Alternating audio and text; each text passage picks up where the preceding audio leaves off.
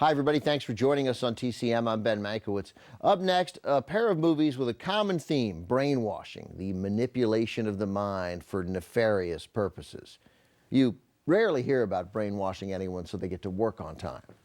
Anyway, brainwashing plays a major part in our first film, a sophisticated political thriller directed by John Frankenheimer about an intricate conspiracy to assassinate a politician. It's from United Artists in 1962. The Manchurian Candidate. The story begins during the Korean War. A group of American soldiers, including two played by Frank Sinatra and Lawrence Harvey, is captured by the communists, and their treatment while imprisoned affects those soldiers in a specific way for years to come. The Manchurian Candidate is a top-notch political thriller remade effectively in 2004 by director Jonathan Demme, starring Denzel Washington and Meryl Streep. A year after the release of the original, though, President Kennedy was assassinated in Dallas, and his murder cast a pall over the movie. Although, admittedly, it did come out 13 months earlier, its box office potential had played out.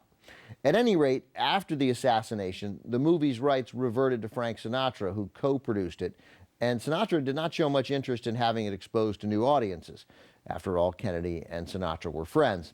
But any notion that Sinatra specifically locked the Manchurian Candidate away out of respect for his friend is now considered a Hollywood urban legend. It did air on TV once in the 60s and then again in the 70s.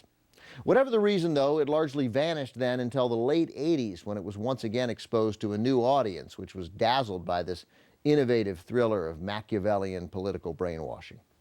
From 1962, also featuring Angela Lansbury, Janet Leigh, and James Gregory, brilliant as the bumbling, inept political figure modeled after Senator Joe McCarthy, The Manchurian Candidate.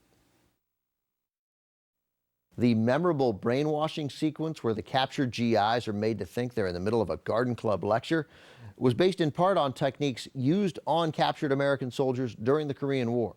The scene was shot 3 times in its entirety against 3 different sets. The sets were put together in such a way that the cameras could turn completely around in each one.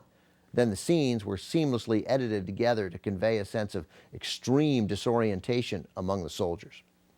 When Frank Sinatra was trying to get Richard Condon's novel, The Manchurian Candidate, produced for the big screen, he went to United Artists studio boss Arthur Krim.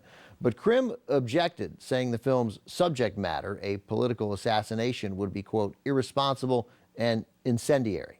Undeterred, Sinatra called in a favor from his friend, President John Kennedy. As soon as he mentioned his plans, the president, who loved Condon's book, asked with interest, "Who's going to play the mother?" After getting JFK's blessing, Krim agreed to make the movie. Up next, another Cold War thriller with a brainwashing theme, this time featuring Dirk Bogarde as a scientist who submits himself to an exercise in sensory deprivation.